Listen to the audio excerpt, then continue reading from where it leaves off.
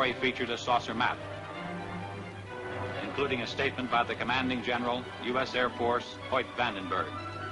Vandenberg stated, "The Air Force is interested in anything that takes place in the air. This includes the aerial phenomenon commonly known as flying saucers. Many of these incidents have been satisfactorily explained. Others have not." Project Grudge was expanded and augmented. The classified name Grudge was dropped. The new code name for the UFO investigative project was Blue Book. The general appointed Captain Edward J. Ruppelt of ATIC at Wright-Patterson as officer in charge of Project Blue Book. Ruppelt's department was designated as Air Phenomenon Branch, Air Technical Intelligence. At Ruppelt's disposal was a large staff of distinguished scientists, both military and civilian. One day, Major Dewey Fournay of Current Intelligence Branch sent for me. "Will you come in here a minute, Al?" Major Fournay was intelligence technical analyst and UFO monitor. "Thanks, Captain." "Al, I just got a call from Captain Ruppelt. A Navy photographer named Newhouse has made a sighting near Tremont in Utah. He got some UFOs on film." Motion pictures? "Motion pictures. This film should prove interesting on a comparative basis." Comparative with what? "With the Montana film. ATIC's had it for some time over at Dayton." You mean ATIC has had motion pictures? Why wasn't I told about it? "You're being told about it now." Can I see these films? "Ruppelt has the Newhouse film. It's back at Dayton being processed and analyzed. But I can show you the Montana film. This film was shot August the 15th, 1950. It was taken in Great Falls, Montana by Nick Mariana. Immediately after we were notified of the sighting, we sent an intelligence man to get a first-hand report." My name is Nick Mariana. For the past 6 years, I've been the general manager of a minor league baseball club called the Electrics. We play out of Great Falls, Montana, and are a farm club of the Brooklyn Dodgers. On August 15th, 1950, at Legion Ballpark in Great Falls, Montana, after a couple of hours in the clubhouse office, I went up into the grandstand to call the groundskeeper. As I reached the top of the stairway, I glanced northward to the tall Anaconda Copper Company smokestack to check the direction of the wind from the white smoke. Force of habit, I suppose, because our outfielders use it as an indicator on defensive play. As I looked up, I saw two silvery objects moving swiftly out of the northwest. They appeared to be moving directly south. The objects were very bright and about 10,000 feet in the air. They appeared to be of a bright, shiny metal, like polished silver. Both were the same size and were traveling at the same rate of speed, which was much slower than the jets which shot by shortly after I filmed the discs. Suddenly, they stopped. It was then I remembered the camera in the glove compartment of my car. I raced downstairs, yelling for my secretary, Miss Virginia Ronick. The distance from the top of the stairway to my car is about 60 feet, and I must have made that in about 6 jumps. I asked my secretary if she saw anything, and she said yes, 2 silvery spheres. I unlocked the glove compartment of my car, took out the camera, turned the telephoto lens on the turret into position, set the camera at f/22, picked up the objects in the viewfinder, and pressed the trigger. The discs appeared to be spinning like a top and were about 50 feet across and about 50 yards apart. I could not see any exhaust, wings, or any kind of fuselage. There was no cabin, no odor, no sound, except I thought I heard a whooshing sound when I first saw them. As the film clicked through the camera, I could see the objects moving southeast behind the General Mills grain building and the black water tank directly south of the ballpark. I filmed the objects until they disappeared into the blue sky behind the water tank. There's only a few feet of film. It'll be over practically before your eyes are focused on it. Now remember, there's only a few feet of film, so watch closely. I still had my doubts, but I must admit I felt an excitement about seeing actual motion pictures of unidentified flying objects for the first time. Ready? Ready.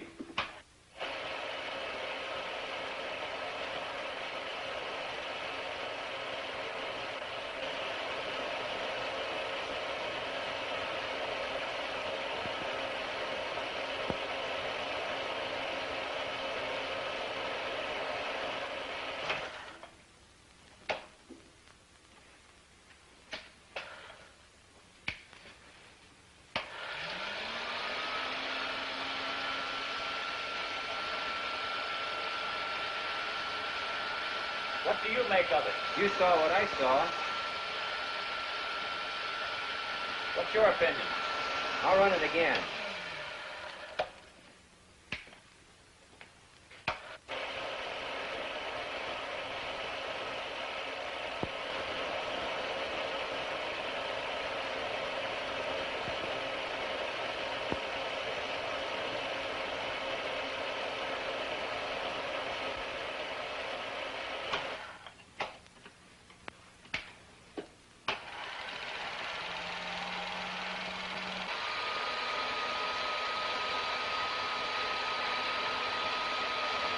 Do you have a transcript on Mariana?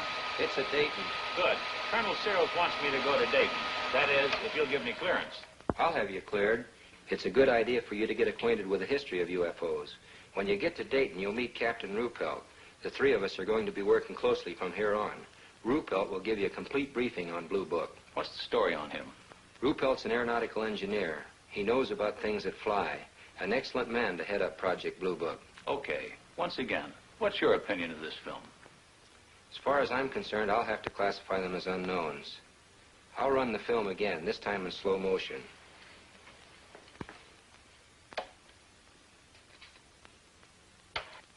This time I strained my eyes to study the film. The Air Force analysts, by measuring the angular velocity of the objects and by computing their speed, had determined that they were not balloons.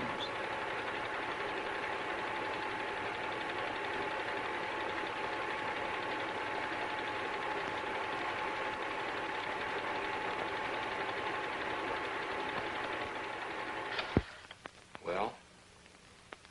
There was something up there in that sky.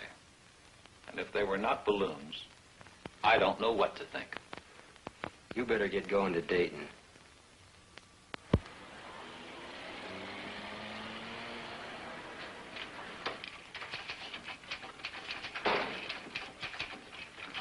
Yes, sir. May I help you? I'll chop to see Captain Ruppelt. Captain's right over there, sir. Thanks. Captain Ruppelt, I'm Al Chop. Have a seat, sir. Major Fernand lured me you're arriving. You've got the green light here. Where would you like to start? As a springboard, I suggested that he brief me on the general outline of how the organization handled reports on UFOs. Ruppelt began to fill me in on the baffling saucer problem, including a breakdown on the reported sightings supplemented by graphs. There were literally hundreds of cases where Air Defense Command pilots had attempted to intercept UFOs. There were sightings where UFOs had been tracked by ground radar, airborne radar, ground observation, and combinations of all these elements. I accompanied intelligence officers on investigations. I witnessed the difficulty in breaking down and gaining the confidence of those who were reluctant to talk about their experiences for fear of personal ridicule and embarrassment. Others were cooperative. I observed the technique of thorough interrogation used by Blue Book's analysis and investigative staff. In almost every case, I heard the same words used to describe the sighting. These words were lights and metallic objects. There were reports by reliable, competent observers, including high-ranking Air Force and Navy flyers, civil engineers, and scientists. I learned that the staggering total of over 3,500 reports had been received. Quite a few of these sightings are unsolved. Approximately 85% of the sightings are designated as solved. According to this document, 14.3% of all sightings are officially designated as unknown. The newsmen keep hitting me with the unsolved cases.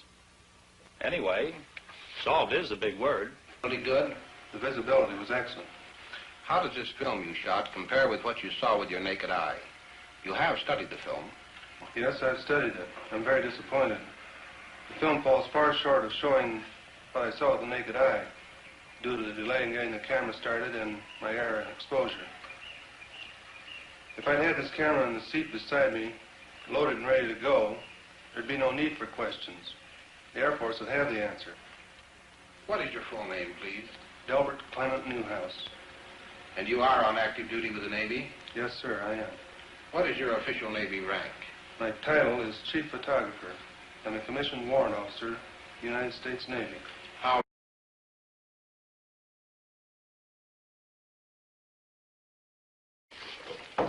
Here technical intelligence has reported that this film could not be produced under simulated conditions. Let's go. There'll be several feet of blank film before the pictures come on.